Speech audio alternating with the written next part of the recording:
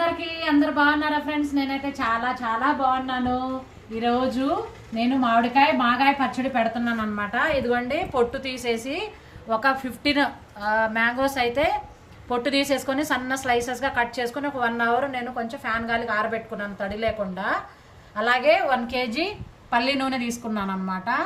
అలాగే చిన్నుల్లిపాయలు, ఓన్లీ ఎల్లిపాయ పేస్టు, జీలకర్ర కాదు, ఆవాలు, మెంతి పొడి అనమాట. ఇది కల్లుప్పు మిక్సీ చేసేసుకున్నాను అనమాట. ఇలాగా పౌడర్ ఇదైతేనే చాలా టేస్ట్ వస్తుంది. మనం ఇప్పుడు పర్ఫెక్ట్ కొలతలతో చూసుకుందాము. నేను దీంతో 4 గిన్నెలన్నర పెట్టుకున్నాను అనమాట. ముక్కలు ఇలా పెట్టుకోవాలండి. ఫుల్గా పెట్టుకొని మనం ఇలా చేసుకోవాలి, కొలతలతో వేసుకోవాలి.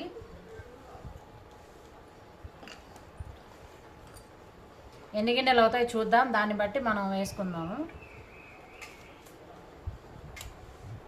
2, 3 గిన్నెలు అవుతాయేమో అంతే.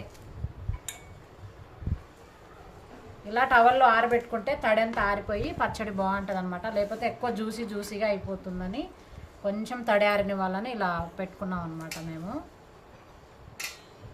ఇదిగోండి 3 గిన్నెలు అయింది.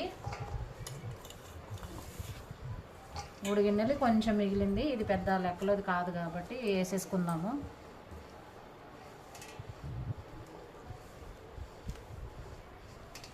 చాలా బాగుంటుంది. ఫస్ట్ టైం పెడుతున్నాను ఫ్రెండ్స్ మాగాయ పచ్చడి. ఎలా వస్తుందో ఇంకా తెలియదు, కానీ ట్రై చేస్తున్నాను. ఎప్పుడు అమ్మ పెడుతుంది, నేను చూస్తూ ఉండేదాన్ని. కానీ ఫస్ట్ నేర్చుకోవాలి కదా మనం కూడా అని చెప్పి ట్రై చేస్తున్నా. ఇలా పెట్టుకున్నాం కదండి. తర్వాత మనం ఇదిగోండి ఆవాలు, మెంతి పౌడర్ కూడా వేసేసుకుందాము. తర్వాత చిన్నుల్లిపాయలు, ఓన్లీ ఎల్లిపాయ పేస్టు,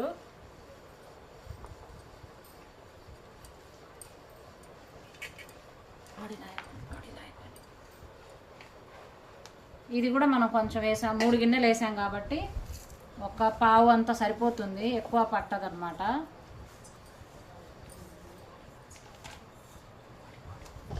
మమ్మీ 2 మినిట్స్ ఇది కొంచెం వేసుకోవాలండి, పావు కప్పు. ఉప్పు కొంచెం వేసుకోవచ్చు, మళ్ళీ ఎక్కువైతే ఇబ్బంది అవుతుంది కదా.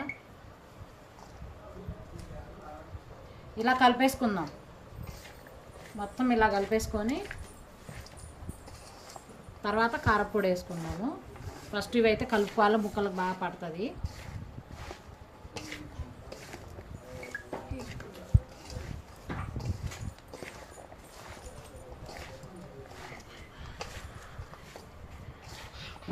ఇలా కలిపేసుకుందాం ఫ్రెండ్స్. మంచిగా ఉప్పు పట్టేలాగా ఇలా కలుపుకొని ఎల్లిపాయ పేస్టు, ఆవాలు, మెంతుల పొడి చాలా టేస్ట్ వస్తుంది అన్నమాట. ఇలా కలుపుకొని ఇది ఫస్ట్ ఇది కలిపిన తర్వాత మనం కారం వేయాలి.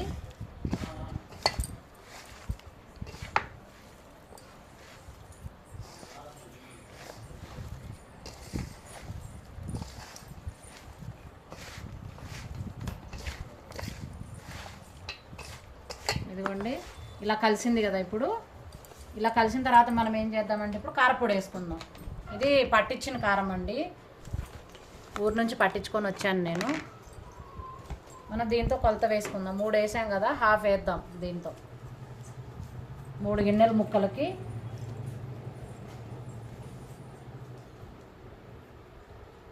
ఇంత సరిపోతుంది. ఇప్పుడు ఇది కూడా కలిపేస్తాం.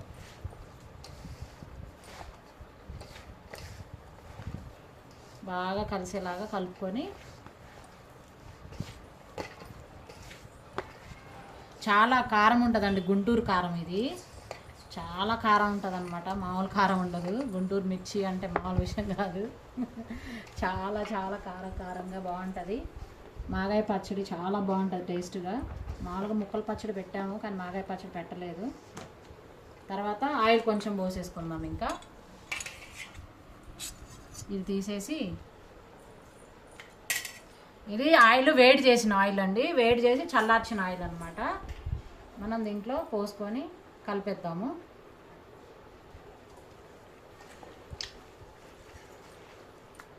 ఇదిగోండి కలుపుకుంటేనే జ్యూసీ జ్యూసీ అవుతుంది.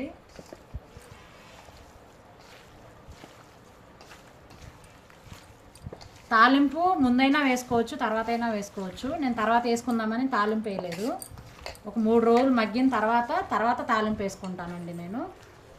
ఇది 1 kg నూనె. ఇదైతే 1 లీటర్ ఆయిల్ నేను పల్లీల నూనె వాడాను.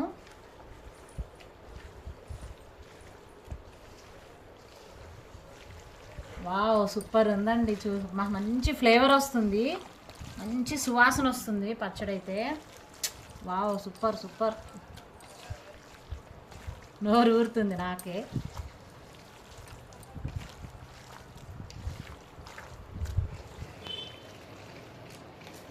మగ్గితే ఎంత బాగుంటుందంటే పచ్చడి. ఇంక ఈ ఆయిల్ కూడా పట్టేస్తుంది, ఇంకా మళ్ళీ వేసే అవసరం లేకుండా ఈ కొంచెం కూడా వేసేస్తున్నాను. ఇది ఏంటంటే ఆవాలు మెంతులు నూనె కాగిందా లేదా అని దాంట్లో చెక్ చేయడానికి వేసాను అనమాట. అది కూడా వేసేస్తున్నా. ఇది సరిపోతుంది. ఇది అట్లాగే ఇంక 3 రోజులు మనం డబ్బాలో పెట్టి స్టోర్ చేసుకున్న తర్వాత ఇంక ఇది ఆయిల్ సరిపోతుంది. మళ్ళీ ఆయిల్ పోసే పని లేకుండా ఈ ఆయిల్ అయితే సరిపోతుంది. ఇలా కలుపుకొని మంచిగా ఉప్పు కారం మసాలా అంతా పట్టేలాగా ముక్కలకి ఇలా జ్యూసీగా అయితే మెత్తగా ముక్కలన్నీ మగ్గిపోయి చాలా బాగుంటుంది అన్నమాట. వావ్ ఎంత బాగుందండి. ఇలా పెట్టేసి ఒక 3 రోజుల తర్వాత డబ్బాల్లో వెత్తి పెట్టేసుకుందాం. ఇప్పుడు 3 రోజుల తర్వాత మళ్ళీ తీసి దీన్ని కలుపుకోవచ్చు.